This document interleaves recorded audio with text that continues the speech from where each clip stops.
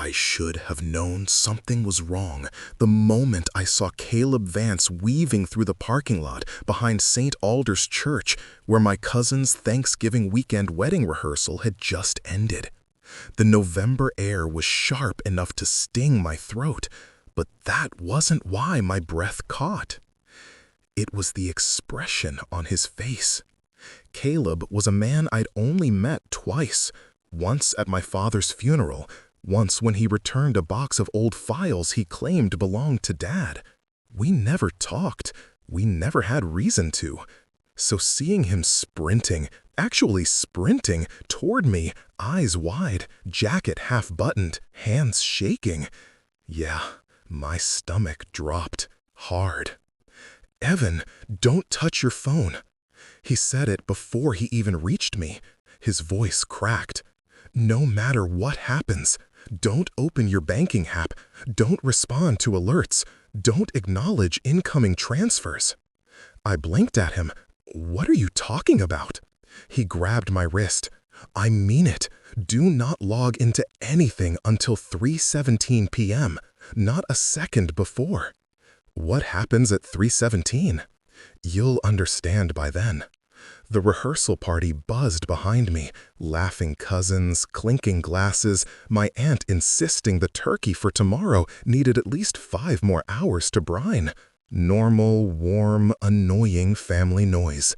But Caleb's face was pale, his breathing uneven, panicked.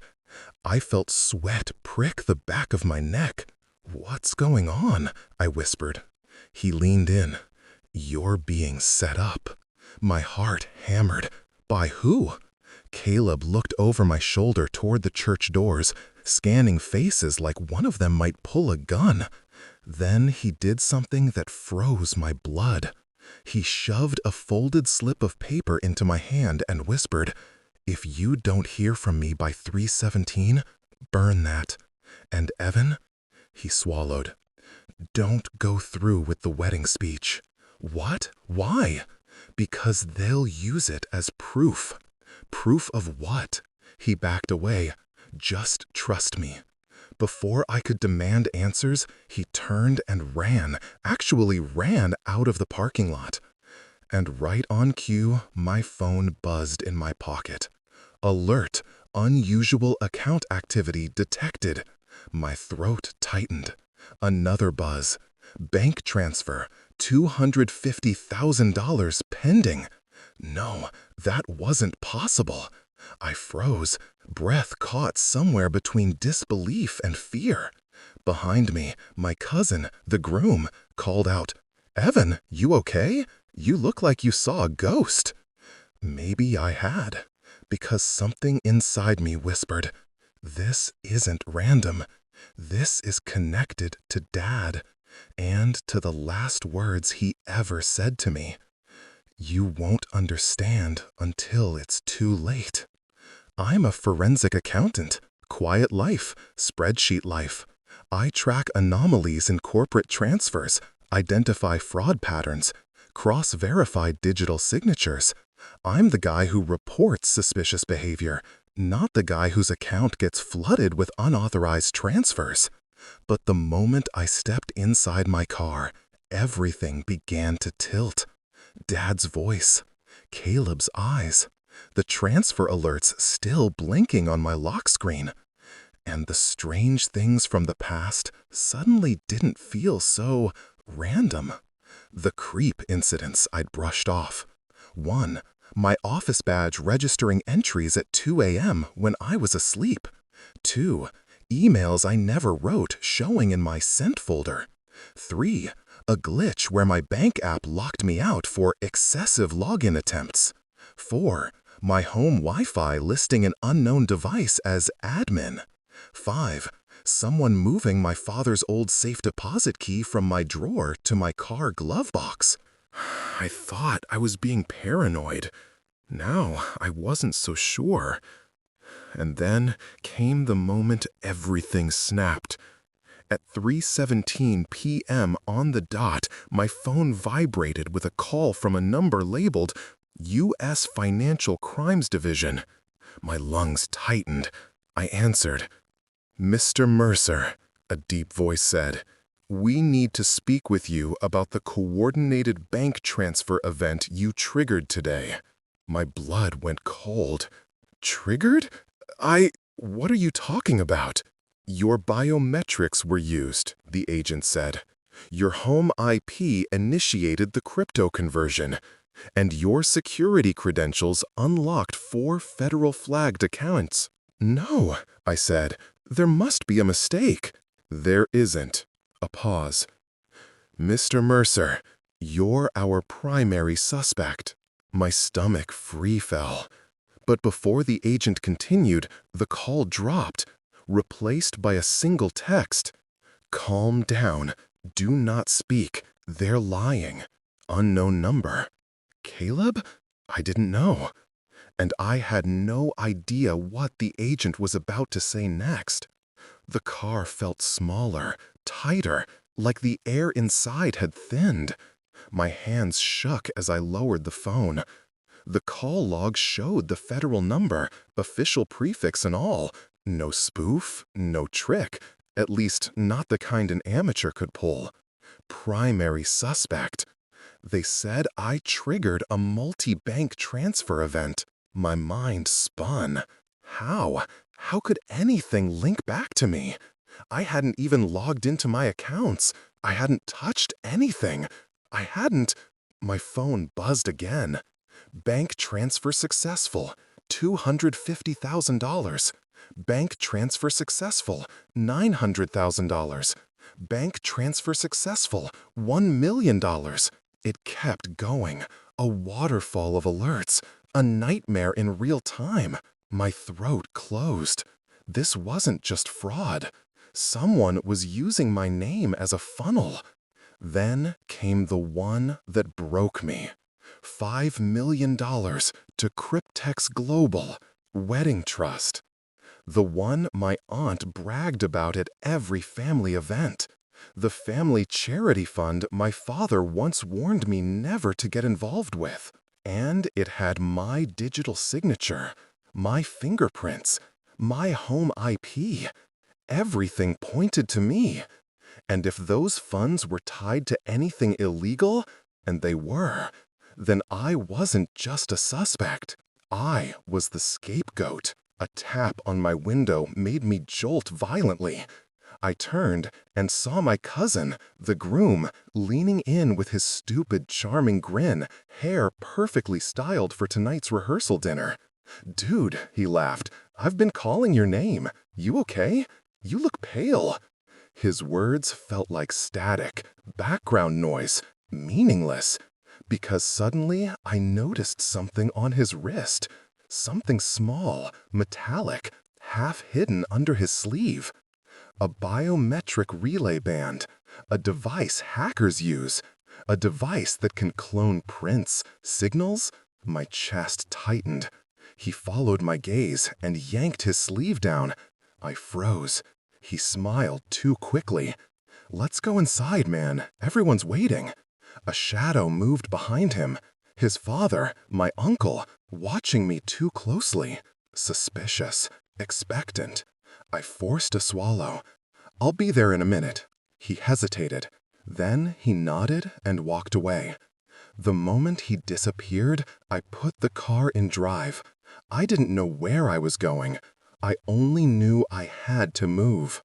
I drove until the church was miles behind me, pulling into a crowded strip mall parking lot where no one could track my plate without real effort.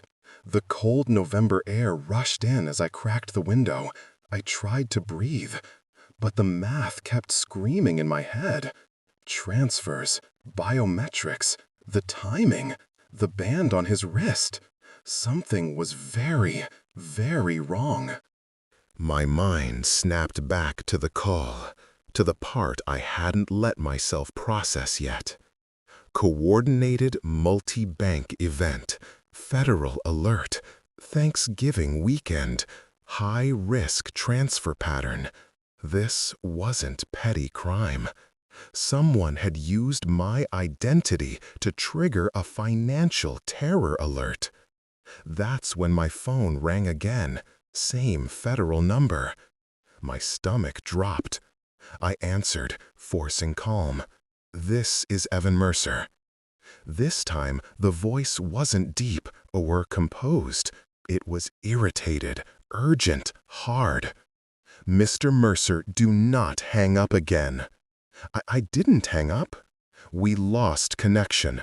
Listen carefully. You need to come in immediately." "I didn't initiate anything." "We have video evidence," the agent said sharply. "You entered the crypto processing terminal at 11:42 a.m. today." "What? No, Your keystrokes, your access, your face." "No," I whispered. "I wasn't there." "Mr. Mercer." A cold pause. "Your credentials unlocked the door." My pulse exploded. Unlocked the door. My keycard. My code. My face. They had everything. "It wasn't me," I choked out. "Someone's framing me." "We'll determine that," he said. "But right now, you need to stop running." "I'm not." "You fled the church parking lot," he interrupted. "Your vehicle tracker shows you've crossed county lines." My entire body went rigid. Tracker. They were already monitoring me. The agent's tone shifted, lower, darker. "Evan, you triggered the event, and you've made yourself look extremely guilty." A long exhale on the line. "Come in before this gets worse. You do not want us to come get you." A chill dug into my spine. "Agent," I whispered, "someone used my biometrics. Someone in my family. Someone—" He cut me off. "Do not accuse your family." That sentence, so specific, so pointed, so rehearsed. My skin prickled. "Why?" I asked. "Why can't I accuse them?" Silence. Then, "Because your family is the victim, not you." My hand tightened around the steering wheel. "Victim of what?" The agent inhaled slowly. "A Ponzi structure collapse. The trust fund was a front. Money laundered through digital rails. Hundreds of millions missing." My heart stopped. "And based on every data point we have." Another cold pause.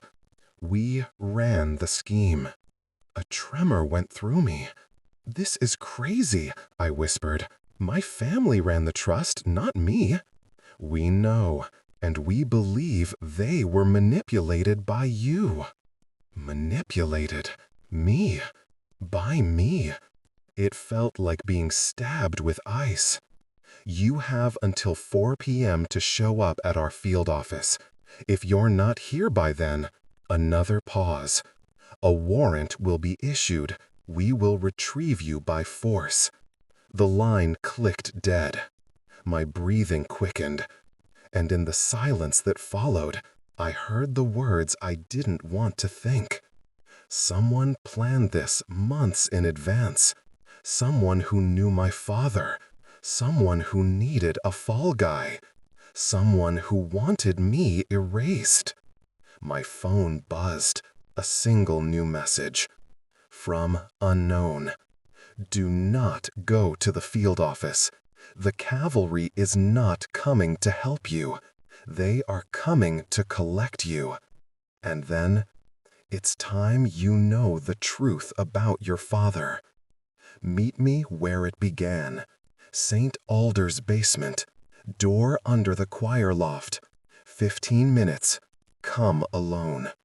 My pulse slammed against my ribs. Meet me where it began. Where it began? My father's funeral was held there. And so was— My vision blurred for a second. The anniversary service, where Dad tried to tell me. "There's something you need to know, Evan." Before he collapsed. Before he died. My knuckles whitened around my phone. This wasn't over. It was starting, and I had one thought. I'm being hunted by both sides. I need answers now. The road back to St. Alders blurred beneath me. I barely remember the turns. My brain felt split between panic and cold calculation, a mental tug-of-war I was rapidly losing. 15 minutes. 15 minutes until… what? Answers? A setup? Another trap? None of it mattered. I needed the truth, and St. Alders was the only place that felt like a memory I couldn't shake. When I pulled into the gravel side lot, the sky had darkened. Thick clouds rolled in, the air heavy with the threat of rain. The rehearsal crowd was gone, just a few stray leaves tumbling across the pavement. The church doors were locked. Of course they were.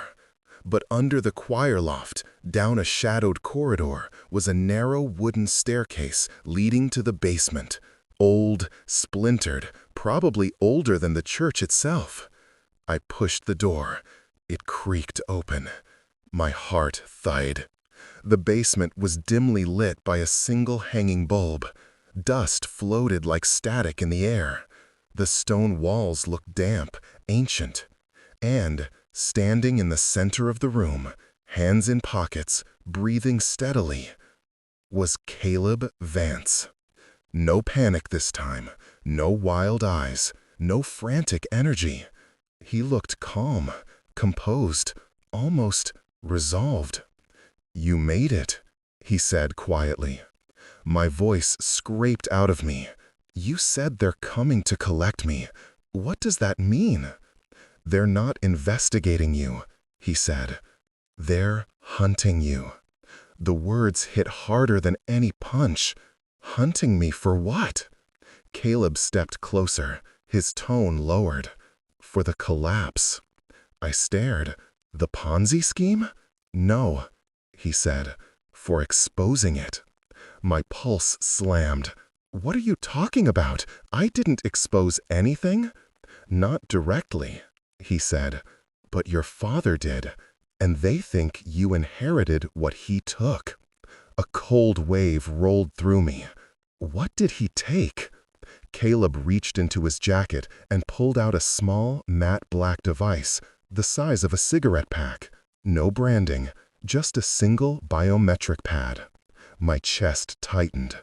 "This," he said, "is why you're being framed." I didn't move. "What is it?" "It's your inheritance," he said. "The real one." My breath stopped. Caleb continued, voice steady. "Your father discovered the trust fund was a generational Ponzi structure, built by your uncle and grandfather. He confronted them. They tried to silence him.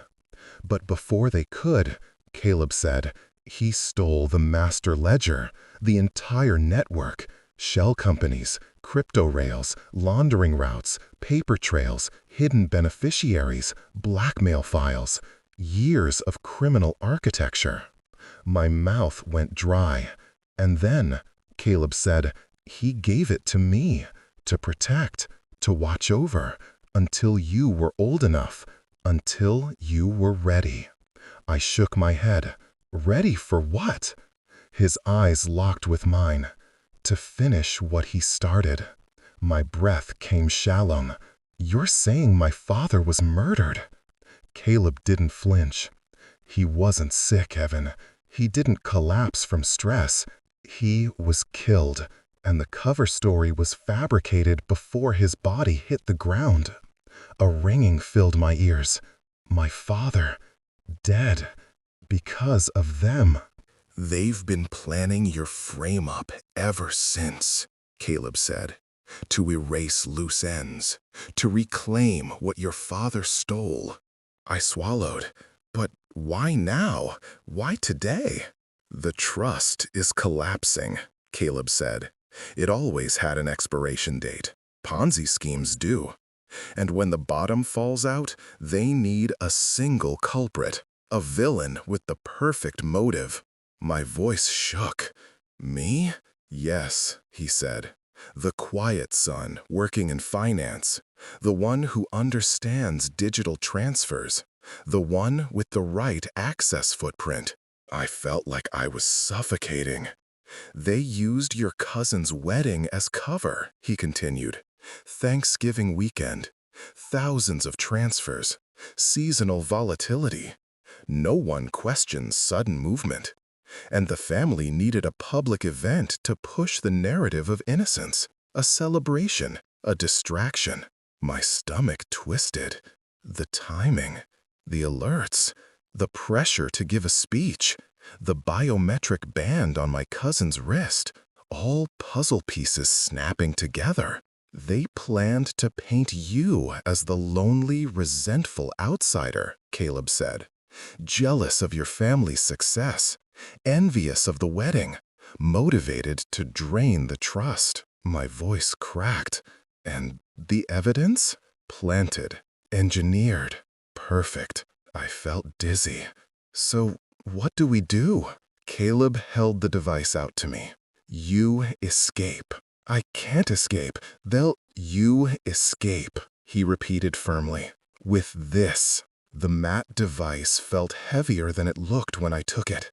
Almost warm, as if it held something alive. This contains two things, Caleb said.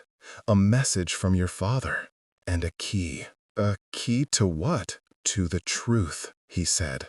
A vault, a safe house, the last place your father tried to reach before they stopped him. My throat tightened. Why me? Because you are the only one who can open it. I stared at him. Why me? Caleb's jaw tightened. His eyes softened, just barely. Because you are not who you think you are. My stomach dropped. What does that mean? Not yet, he said. We don't have time. The federal team will trace your car within minutes. We need to move. I looked at the stairs. Caleb, are you sure they're not coming to help? His expression hardened. The cavalry is the enemy. Cold certainty spread through my chest. They're coming to collect you, Evan, he said. Not arrest you, not question you. Collect you. I felt nausea rise. Why? Because once they get your biometrics, he said, they won't need you alive. The lights flickered. A noise drifted from above. Faint, distant, unmistakable. Boots. Multiple pairs. Descending the church stairs. My heart lurched. Caleb moved fast, grabbing my arm, pulling me toward the back exit. We need to run, he whispered, right now. I hesitated.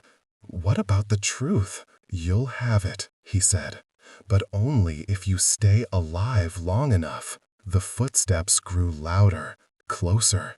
Caleb shoved the door open, the cold air slamming against my face. Move, Evan. I did. Because suddenly, survival wasn't the question. It was the only goal left. Cold air smacked my face the second we burst out of the basement door. The parking lot was darker now, washed in bluish dusk. Caleb ran with a focused energy, controlled but urgent. I followed, lungs burning. Behind us, inside the church, I heard more boots, more voices. Low, commanding, federal. They were sweeping the building. Keep your head down, Caleb said, pulling his hood up. He didn't look panicked. He looked prepared, like he'd done this before. We sprinted across the gravel, ducked behind a line of overgrown hedges, and stopped beneath a broken lamppost. My breath puffed out in ragged clouds. Caleb kept watch, eyes scanning the church windows.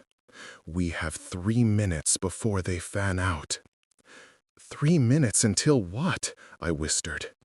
Until this gets irreversible. My chest tightened. This already feels irreversible. He looked at me then, really looked at me. His expression softened with something like pity. No, he said quietly, This is just the start. I felt something shift inside me, a cold, heavy truth I didn't want to acknowledge, a truth that made my father's last warning echo in my mind. They're building something, Evan, and you won't understand until it's too late. I clenched the matte black device in my hand. Caleb, tell me what's on this. His eyes flicked down to it.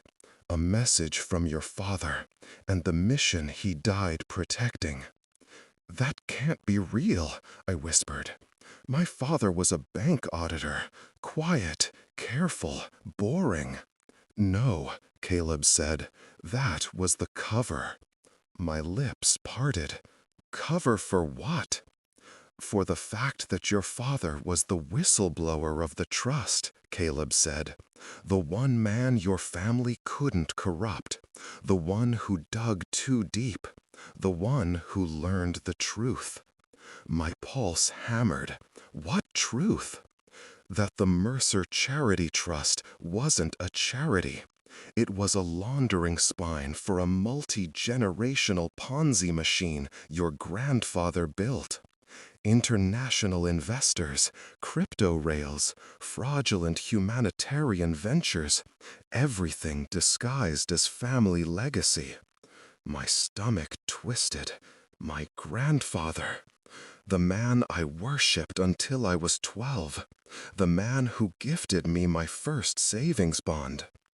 He hid the rot well, Caleb continued, but your father found it, and he hid the evidence so the next person, his gaze hardened, you, could finish the job. I shook my head hard. I didn't ask for any of this. No one ever does, Caleb said, but he believed you could handle it. Why? Caleb hesitated, and that hesitation scared me more than anything. Because your father, he said slowly, believed you'd eventually see who your family really was. I swallowed hard. They're criminals? Worse, he said. They're architects. Thunder boomed in the distance, a storm brewing, fitting. What about the trust collapse? I asked. The transfers, the warnings? Caleb exhaled. The trust was designed to implode. That's how Ponzi structures die. They needed a fall guy. Someone clean, smart, and disposable. You mean me? Yes, Caleb said. You. The son of the man who betrayed them. Everything in my chest tightened, a painful knot buried deep. So they kill my father, I whispered, and now they're trying to bury me for the collapse. Not just bury you, Caleb said. Replace you. I stared at him. Replace me with who? He shook his head. Later. No, I snapped. Now. We don't have time for emotional clarity. Then make time. Caleb's jaw clenched. He lowered his voice. They're trying to replace you with the narrative they built. Evan Mercer, mastermind of a $90 million Ponzi implosion. My hands shook.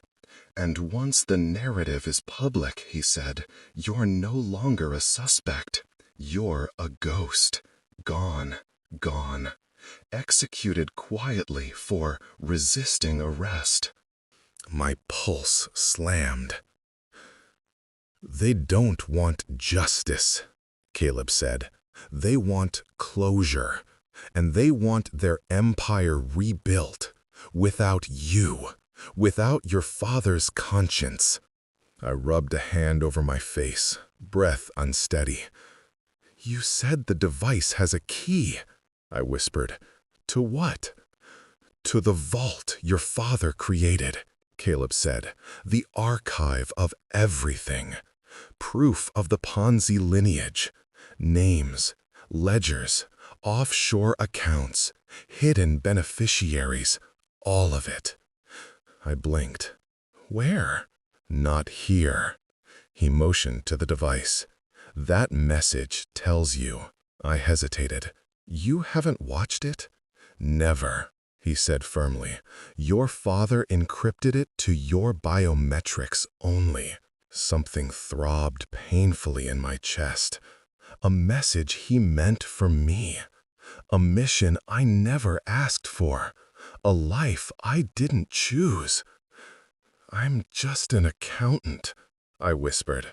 No, Caleb said. You're your father's son, and that makes you the only person in this family not compromised.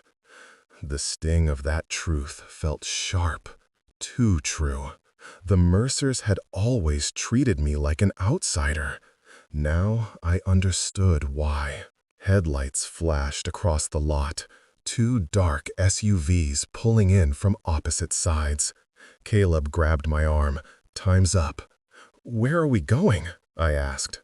A safe house my team used years ago. Your father knew about it. Team? I echoed. Another hesitation.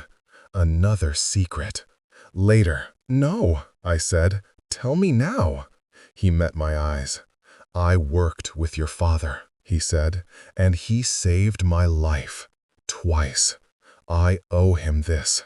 I felt something crack open inside me. Not fear, not anger, but a quiet grief I'd buried for years. He saw it. You're stronger than you think. Your father wasn't wrong to choose you. The SUV's doors opened. Agents stepped out. Time collapsed into adrenaline. Caleb pulled a metal token from his pocket and pressed it into my hand. You'll need this, he said. It's the second half of the key. What's the first half? He nodded toward the device. Your father's message. And what's inside the vault? He looked me dead in the eyes. The truth. The thing they killed him for. Rain began to fall. Thin, icy, relentless. Go, he whispered, and together we ran. Toward the car, toward the storm, toward the truth I wasn't sure I could survive.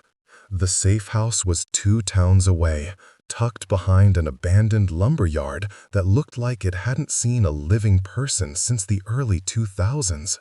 We parked behind a stack of rotting pallets, the rain now hammering the windshield in violent sheets. Caleb shut off the engine. Silence settled heavy around us, except for my racing heartbeat. I clutched the matte black device. My father's final message. The thing everyone wanted. The reason he was dead. The reason I might be next. Inside, Caleb said quietly. The safe house wasn't what I expected. Not a bunker, not a fortress, not some Hollywood spy hideout. Just an old construction office trailer. Walls peeling, window cracked, the smell of wet wood and dust seeping through the seams. But when Caleb closed the door and flipped a series of hidden switches, the fluorescent lights hummed to life. Metal shutters locked over the windows. A reinforced interior panel slid into place. We were sealed in, at least temporarily. He motioned to a small table. Sit. I did. The device felt heavier now, as if its weight had grown with every mile. My father's fingerprints were still faintly scratched on its surface, a detail that hit harder than I expected. Caleb stood across from me, arms crossed, watching me with a strange mix of urgency and patience. "You ready?" he asked. "No," I said honestly, "but do it anyway." He nodded. "Place your thumb on the pad." My hand trembled as I pressed my thumb to the biometric plate. A faint click echoed through the room. The device lit up. A small hollow screen flickered to life, projecting a grainy video. And then, my father appeared. My breath caught hard, a tight, painful punch to the chest. He looked older, more exhausted than I remembered, eyes shadowed, hair streaked with stress. "Evan," he said softly. My throat closed.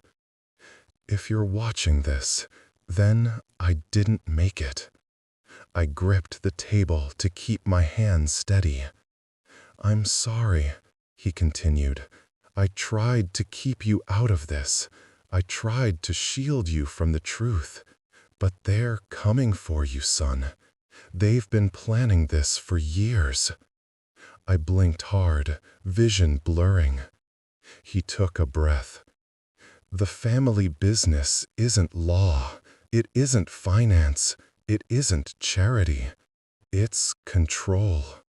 And when I found out, I became a threat." His voice cracked. "They will come after you because you are the only one they cannot predict." The words hit me like a blow. "Your mind works differently," he said. "Your patterns, your instincts. You see truth faster than they can hide it." Something twisted painfully in my chest. "And that," he whispered, "is why you were never meant to be part of their plan." The screen flickered, static tearing across his face. Caleb stepped forward, jaw tight. "Watch," he murmured. "This is the part you need to hear." The static cleared. My father leaned closer to the camera. "Evan, you were never supposed to be normal." The room felt like it tilted. "You were born outside of the family structure," he continued. "Your mother was not who you were told she was. She wasn't a bank clerk.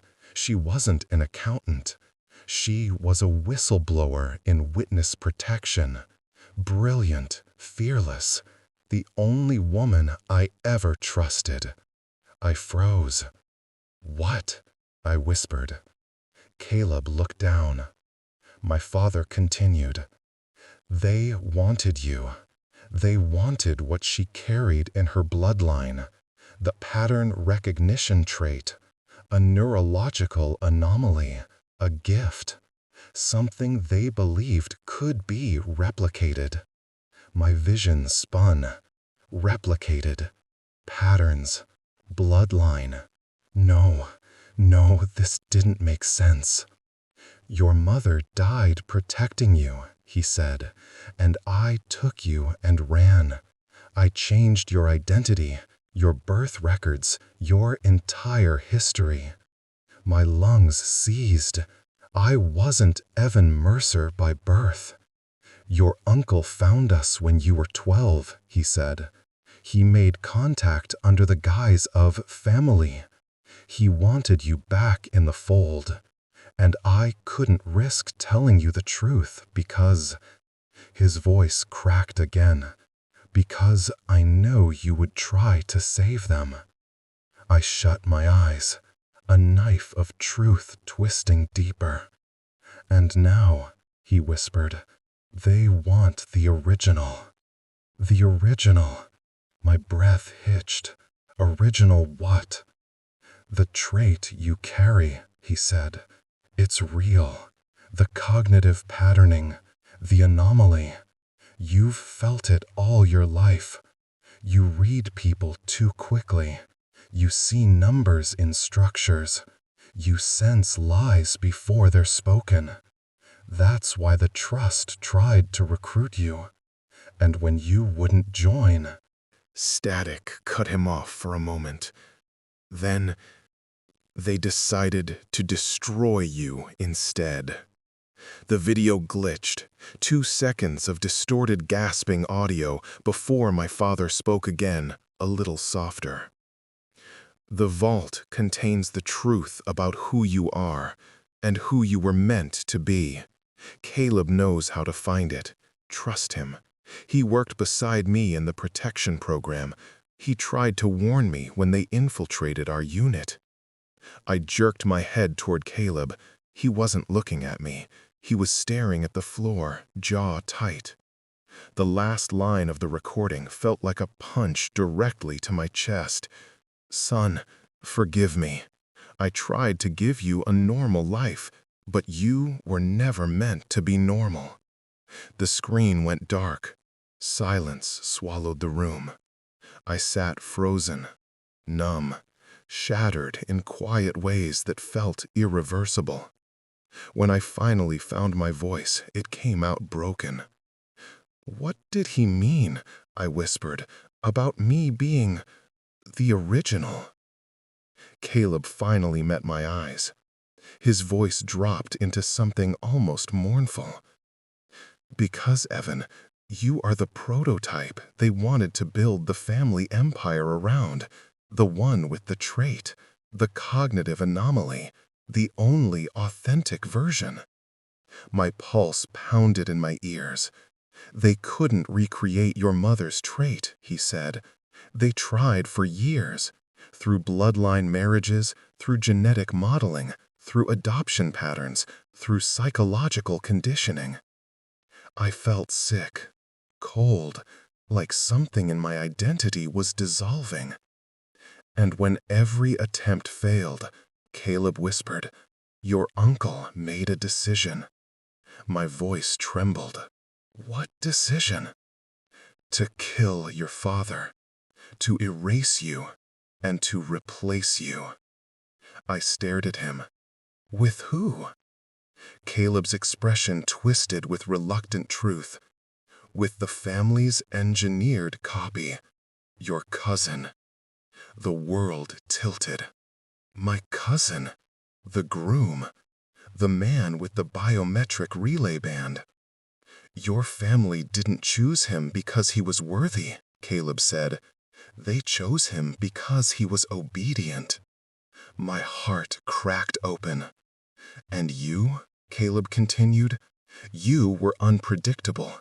You were impossible to control. You were the anomaly they could never replicate." I felt breathless. "Which means," Caleb said softly, "you are the one thing they fear." My hands shook. "And that," he finished, "is why this isn't just a frame-up." He stepped closer. "This is an erasure." Lightning cracked outside. My mind clicked. The truth hit me. I wasn't being framed because I was weak. I was being hunted because I was valuable. Because I was the last original thread in a web of lies my family built. And they needed me gone to finish their empire. I looked at the device again. My father's legacy. My inheritance. My burden. "This," I whispered, "changes everything." Caleb nodded. "And now," he said, "they're coming here." The door shook. Someone was outside. A shadow moved beneath the doorframe. Caleb's eyes snapped to mine. Time to run again. The pounding on the door wasn't random. It had rhythm. It had purpose. Not police. Not family. Trained. Caleb drew a breath through his teeth. "We leave through the back hatch. Now." He snapped open a metal panel in the floor, revealing a narrow crawl space that seemed to run under the entire trailer. "Get in." My pulse hammered against my ribs.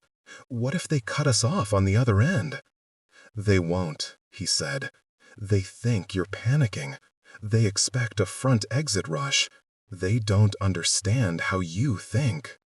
Something inside me twisted at that. Always the anomaly. Always the unpredictable one. I dropped into the tunnel. Cold concrete scraped my palms. Caleb slipped in behind me and bolted the hatch shut.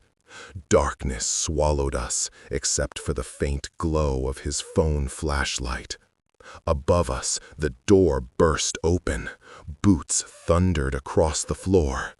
A voice barked, Search every corner. His signature is still here." My skin prickled.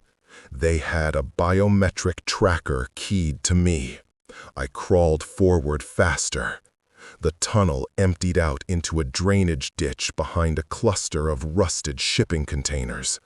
Rain slammed down in sheets, but it was a strange relief, like the sky itself wanted to wash the truth off my skin. "We run to the truck," Caleb said, "the one with the tarp, 30 meters. Then what?" He didn't answer. He didn't need to. We sprinted. By the time we reached the truck, my lungs were on fire. Caleb ripped the tarp away, revealing something I never expected. A vault. A real one. Heavy steel, reinforced hinges, a keypad with dual biometric panels. "What the hell is this?" I gasped. "This," Caleb said, "is the sanctuary." My blood ran cold.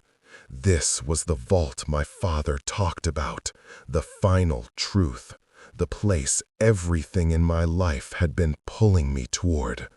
"Get in," he said. "How?" He grabbed my wrist and pressed my palm to the scanner. A soft chime rang out. "Identity confirmed, primary key." My entire world tilted. Primary key. I swallowed hard. The vault doors hissed open, revealing a small interior lined with hard drives, sealed cases, and an old-fashioned safe with my father's initials etched into the handle. My breath caught. This is what they killed him over. Caleb nodded. "And what they're still willing to kill you for." He stepped inside with me and pulled the heavy door almost closed behind us, leaving a crack. Outside, engines revved. They were getting closer, hungry. I stared at the 2 envelopes. Left, survival. Right, truth. Part of me cracked open. I thought of my father, my mother, my uncle smiling across the wedding aisle, my cousin wearing my family's legacy like a stolen skin.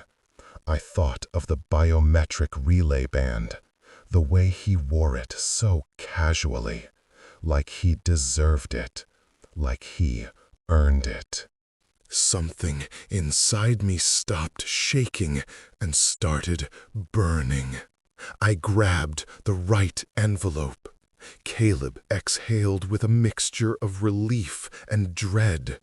"Evan, once you choose this, I know." My voice was steady. "I'm not here to survive," I said quietly. "I'm here to finish what my parents died for." Boots hit the gravel outside. Shouts, flashlights cutting through rain. Caleb sealed the vault door from the inside with a reinforced locking bar. My father's laptop sat on a pedestal inside the vault, waiting for me like a final confession. I connected the drives from the sanctuary into its ports. One by one, tiny status lights flickered to life. Red, yellow, green. The encrypted data began copying. The laundering schemes, the offshore accounts, the fake subsidiaries, the crypto bridging tunnels, the Thanksgiving wedding shell corporation, the synthetic air program, the assassination orders, the silencings, all of it. They would do anything to stop this upload, and I would do anything to finish it. The laptop beeped. Revelation protocol activated. A progress bar appeared.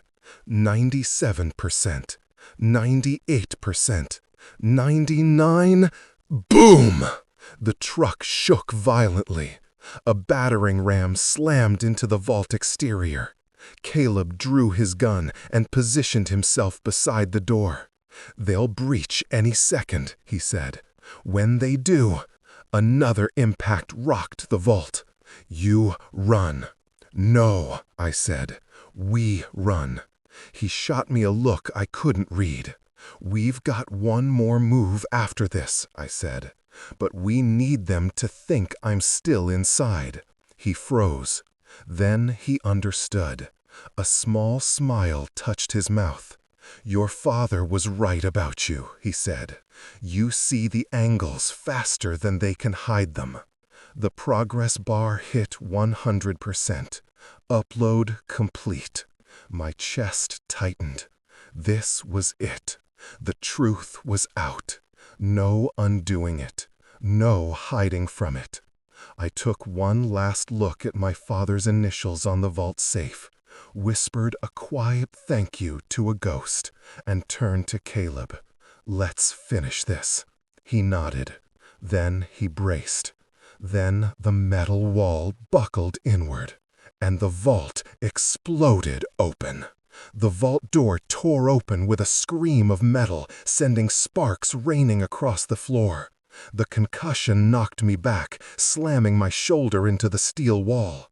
My ears rang, my vision stuttered. Caleb grabbed my collar and dragged me behind one of the reinforced crates, just as armed men flooded into the torn-open chamber. I recognized the insignia stitched onto their vests, the Mercer family's security contractors. Not government, not police, not corporate. Worse, private, loyal, owned. "Primary target is inside," one shouted. "Check for vital signature." Their scanners whined, searching the vault. Rain still hammered the outside of the truck, but here, inside this collapsing metal coffin, the air radiated heat from the explosion. Smoke drifted through the breach. Caleb leaned close, whispering in my ear. "They think the upload didn't finish, but it did.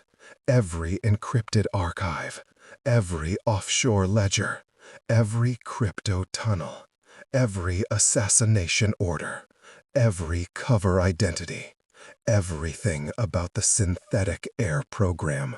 It was all out there. The world just didn't know it yet." "They're going to try to secure the drives," Caleb murmured.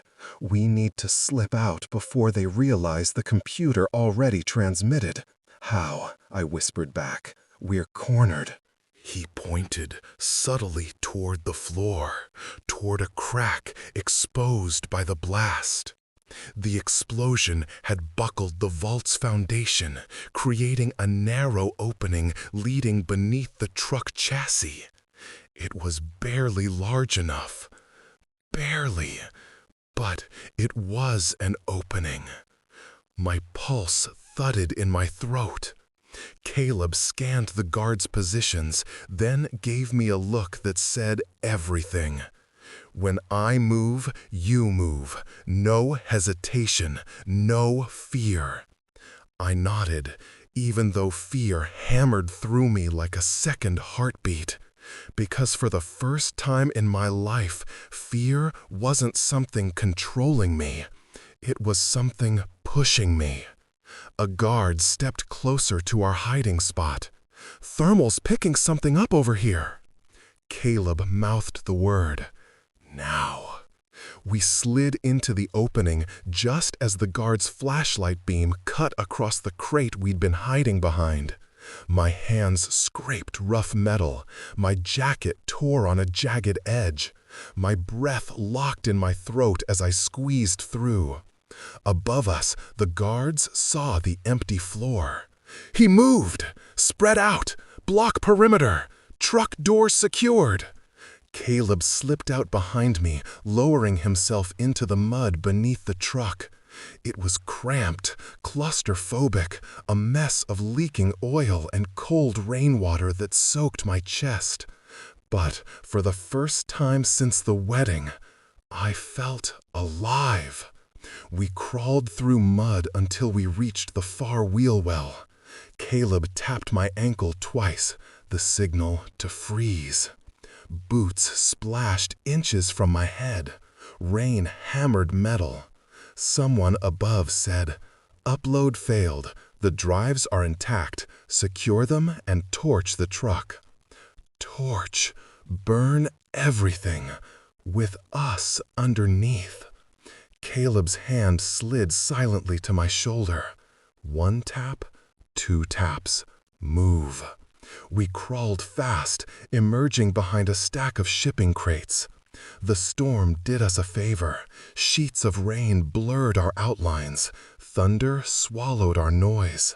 We crouched low, sprinting through the shadows until we reached the tree line behind the lumber yard. Once we had cover, we kept going.